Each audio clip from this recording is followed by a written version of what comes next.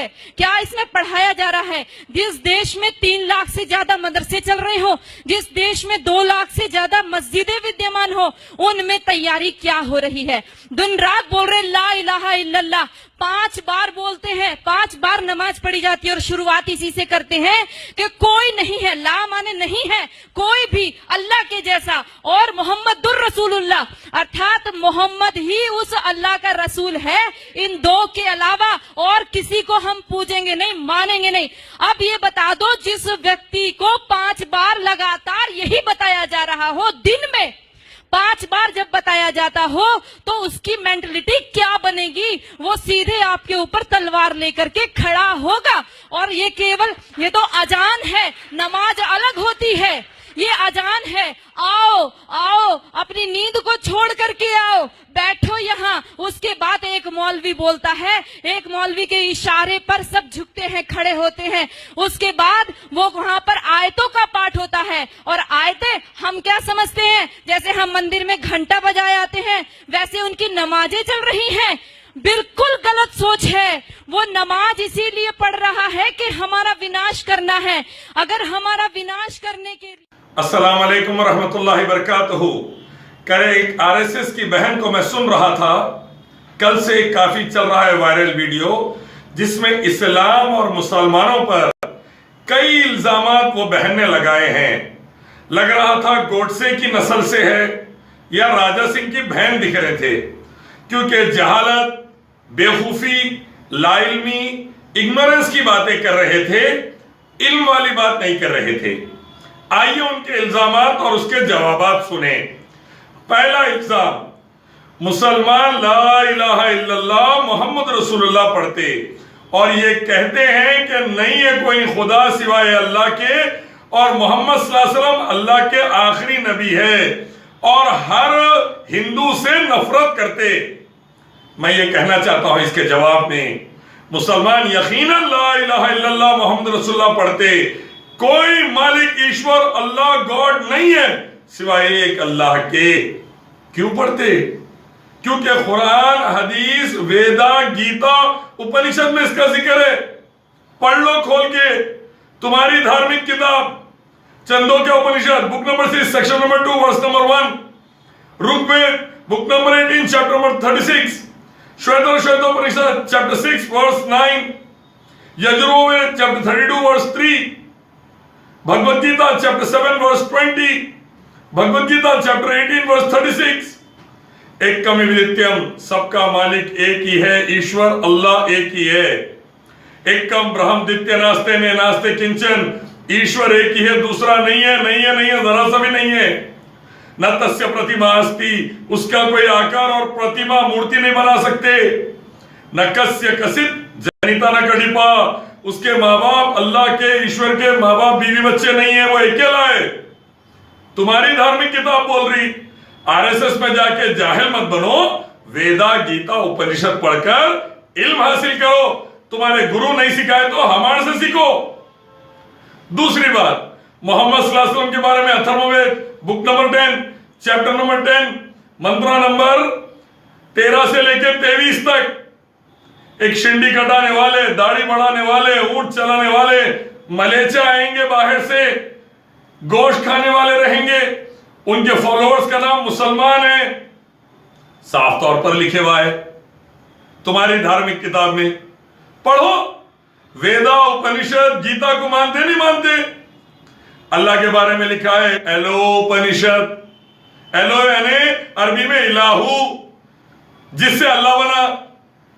तो अल्लाह के बारे में उपनिषद के अंदर भी लिखे हुआ है, आराम से, कोई परेशानी की बात नहीं है। सीखो, बौरान ना हो, जहालत की बातें ना करो। और मोहम्मद सल्लल्लाहु अलैहि वसल्लम के बारे में भी लिखे हुआ है तुम्हारी धार्मिक किताबों में। एक इल्जाम और लगा दली औरत कि मुसलमान मस्जिदों में, मदरसों में एक साथ जमा होकर गलत तालीम हासिल करते हैं। सबसे पहले मस्जिदों मदरसों में एक साथ जरूर जमा होते। हमारे पास जातिवाद नहीं है, ब्राह्मण अलग, शूद्र अलग, वैश्य अलग, ऐसा नहीं है हमारे पास। सब एक अल्लाह के बंदे हैं, सब बराबर है। और सब एक साथ मस्जिद में आएंगे, सबके बच्चे एक साथ मदरसे में पढ़ेंगे। छूत छात इस्लाम में नहीं है। प्रेसिडेंट कोविंद इंडिया के, भारत के सदर राष्ट्रपति मंदिर में गए तो ढकल डाला एक जना, क्यों? दलित है बोल के। उनकी बीवी को ढकल दिया, क्यों? दलित है बोल के। यूपी के ब्रह्माजी मंदिर में आने नहीं दिया उनको, क्यों? दलित है बोल के। मस्जिद में आना चाहे रमजान में तो हम बुला के 2 घंटे बिठाए, क्यों? मुसलमान है हम, इस्लाम ने हमको सिखाया, अल्लाह उसके रसूल मोहम्मद सल्लल्लाहु अलैहि वसल्लम ने सिखाया, इसीलिए हम सबकी इज्जत करते हैं। तुम्हारी तरह छूत छात नहीं है हमारे पास, इसीलिए पूरे मस्जिद में जमा होते और अल्लाह का कलाम सुनते, जिसमें लिखे हुआ रहता, कुल या अहलल किताब, ए किताब वालों आओ एक रब की तरफ कि उसी की इबादत करेंगे, उसके साथ शिर्क नहीं करेंगे। यह समझाने के लिए, यह बतलाने के लिए मस्जिद और मदरसों में एक साथ रहते बगैर छूत छात के। कोई पढ़े रोजा किस लिए रखा जाता है? रोजा कोई नवरात्रों जैसा व्रत नहीं है, कोई नवरात्रों जैसा व्रत नहीं है। आज हम रोजे को नवरात्रि के साथ जोड़ रहे हैं। हम नवरात्रों में अपनी माँ दुर्गा की कल्पना करते हैं, उसको जीवन में उतारने की कोशिश करते हैं। जितनी मोहम्मद ने लड़ाई लड़ी थी, सारी रोजे के टाइम में लड़ी थी, और सारी की सारी तैयारी करने के रोजा इसलिए रखा जाता है कि आप लड़ाई लड़ोगे, जंग लड़ोगे तो भूखा रहना पड़ेगा। अब उस भूख प्यास को आप कैसे सहन करोगे? आप रोजे का असली शब्द ढूंढ करके लाइए। उनके अरबी कोश में सोम शब्द है, जिसका अर्थ है घोड़ों को भी हफाना, अर्थात घोड़े भी तैयार करना और खुद अपने शरीर को मजबूत करना। और एक इल्जाम लगा डाले, मुसलमान रोजा इसलिए रहते कि उनको जंग करना रहता। मुसलमान रोजा इसलिए रहते, कुरान में लिखा हुआ है तकवा पैदा हो, ताकि किसी की जान माल इज्जत और आबरू पर हाथ ना डाले। निर्भया के रेपिस्ट गैर मुस्लिम, हर साल हिंदुस्तान में लाखों बच्चियों को मां के पेट में मार देने वाले अबॉर्शन से हिंदू डॉक्टर्स, हिंदू नर्सेज, हिंदू माँ बाप। बीबीसी की रिपोर्ट के मुताबिक 2 करोड़ से ज्यादा हिंदू बच्चियों को मार डाले हिंदू माँ बाप, हिंदू डॉक्टर, नर्सेज। ये गंदी चीजों से बचना है, शराब, तंबाकू, सूद से बचना है, हरामबाजियों से, जिना से, प्रोस्टिट्यूशन, होमोसेक्सुअलिटी से बचना है, धंधे वाली औरतों से बचना है, उनको भी बचाना है, एड्स से बचना है। तो हमको हुक्म दिया रोजे रहो, अपने अंदर तकवा, अल्लाह की मोहब्बत और डर पैदा करो, बुराइयों से बचो। इसके लिए रोजे का हुक्म है। जंग बदर पहली जंग रमजान में हुई, जंग तबूक, जंग खंदक, ये जंगे कभी भी मोहम्मद सल्लल्लाहु अलैहि वसल्लम रमजान में नहीं लड़े। जाहिलों के जैसा बात कर रही तू गोडसे की औलाद, पहले सीख, कुरान सीख, हदीस सीख, वेदा उपनिषद, भगवत गीता सीख, फिर बात कर। राजा सिंह के जैसा जाहिल बनेंगी तो सीधा पूरे देश को भी डुबाएंगी, खुद भी डूबेंगी, पूरे देशवासियों को भी डुबाएंगी। ऐसा मत कर, पहले सीख। रोजे को इसलिए रखा गया ताकि तकवा हासिल हो। और जंग लड़ना, मुसलमानों ने जुबान से दीन को फैलाया, सबर से दीन को फैलाया। जब उन पर बहुत ज्यादा तकलीफ हुई, उनको मारने आ गए, तब मुसलमान जंग के लिए भी आगे बढ़े। और यह बात का इंकार मुसलमान नहीं करता। मुसलमान बोलता जैसे कुछ तैसा, जितनी इज्जत देना है बराबर दो, कुरान हदीस में है। लेकिन जब जुल्म हो तो जवाब जुल्म का फिर इंसाफ से दिया जाएगा। ये अल्लाह का हुक्म, ये मोहम्मद सल्लल्लाहु अलैहि वसल्लम का तरीका है। लेकिन मासूम को कोई भी धर्म के हाथ लगाया नहीं जाएगा, चाहे हिंदू हो, सिख हो, ईसाई हो, यहूदी हो, हाथ नहीं लगाया जाएगा। यह हुक्म है अल्लाह का। और मुसलमान इस पर चल के ही जोधा को रानी बना के रखे, भागमती को रानी बना के रखे, मान सिंह को कमांडर बनाए, जनरल बनाए। तब जाकर देश 1000 साल इतना सक्सेसफुल था। पूरे वर्ल्ड का 33% जीडीपी इंडिया में था, सबसे सक्सेसफुल सुपर पावर था मुसलमानों के अंडर में। आज क्या कर डाले देखो, कर्जे में नंबर 1, भीख में नंबर 1, भूखे लोगों में नंबर 1, बच्चों को खाने को नहीं है, मालन्यूट्रिशन में नंबर 1, बीमारियों में नंबर 1, फसाद में नंबर 1। अभी औरतों के ऊपर क्राइम में नंबर 1, यूनाइटेड नेशंस का ह्यूमन राइट बोल रहा सबसे बर्बादी ज्यादा हिंदुस्तान में चल रही। देखो तुम क्या कर डाले तुम्हारे अंडर में, हमारे अंडर में कैसा था। देखो जोधा भी महफूज, भागमती भी महफूज, सब महफूज थे। तो जहालत की बातें करने से पहले अच्छे से पढ़ो कुरान को, हदीस को, तुम्हारी धार्मिक किताबों को। लिखे हुआ है कि मुसलमान, और एक इल्जाम लगा डाले हिंदू औरतों की जो सो रक्षा नहीं करते तो जोधा को रानी के को बनाते थे, भागमती को रानी के को बनाते थे। हैदराबाद जहां मैं हूं वो हैदर महल भागमती के नाम पे बसाया हुआ शहर है, जो बीवी थी खुली खुतुब की। और क्या हम सोचते हैं कि उनकी हज यात्रा हमारी अमरनाथ यात्रा जैसी है। अरे पढ़ो भाइयों, यदि उनकी हज यात्रा हमारी अमरनाथ जैसी होती तो वहां पर सब लोग जा सकते थे, केवल मुसलमान ही क्यों जाते हैं। आज उनके ऊपर वो वहां से हमारे भाई पैसा भेजते हैं और वहां से वो अपनी सभ्यता को भेजते हैं। उनको कोई एम्बेसी में राजदूत भेजने की आवश्यकता नहीं है कि भारत में आप हमारे अरबी कल्चर का प्रचार कीजिए। ये सारे बढ़ाए हुए दाढ़ी, ये सारे ऊंचा पजामा और नीचा कुर्ता पहन करके सारे वहां से सीख करके आते हैं और अपने। और एक इल्जाम लगा दिए हज पर वही जा सकते जो मुसलमान हैं, गैरों को वहां पर आने ही नहीं देते। तुम जानना चाहिए, गैरों से हम सिर्फ इतना कहते हैं कि तुम अपनी धार्मिक किताब मानो। हिंदू भाइयों बहनों वेदा, उपनिषद, भगवत गीता मानो। ईसाई भाइयों बहनों बाइबल मानो। यहूदी भाइयों बहनों तलमुद मिस्नद मानो। सिख भाइयों बहनों गुरु ग्रंथ मानो। सब में लिखे हुआ है सबका मालिक ईश्वर अल्लाह एक है, उसी की पूजा हो, उसके साथ दूसरों की ना हो, साफ तौर पर लिखे हुआ है।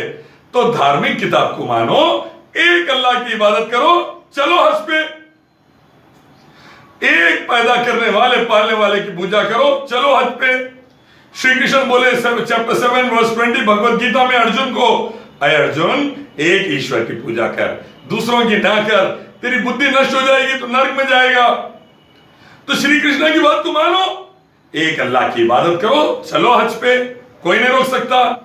तुम अब पत्थरों की, मूर्तियों की, जानवरों की पूजा करेंगे तो ऐसे लोगों को जो धार्मिक किताब के खिलाफ जाते हज पर नहीं आने। उन्होंने बोला रघुपति राघव राजा राम, पतित पावन सीताराम, और अगली पंक्ति जोड़ दी ईश्वर अल्लाह तेरो नाम।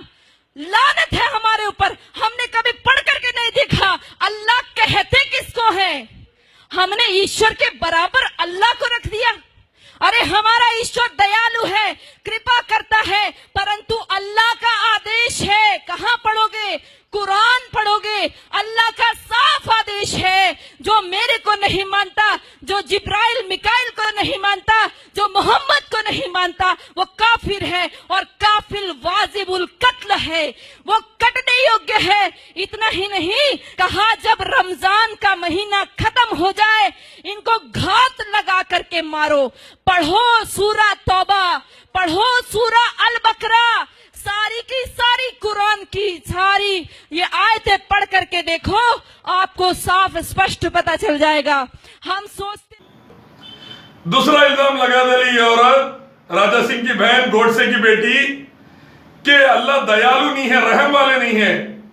कुरान खोल के पढ़ो, पहला लफ्ज बिस्मिल्लाहिर्रहमानिर्रहीम, पहली आयत, शुरू अल्लाह के नाम से जो बड़ा रहम वाला है।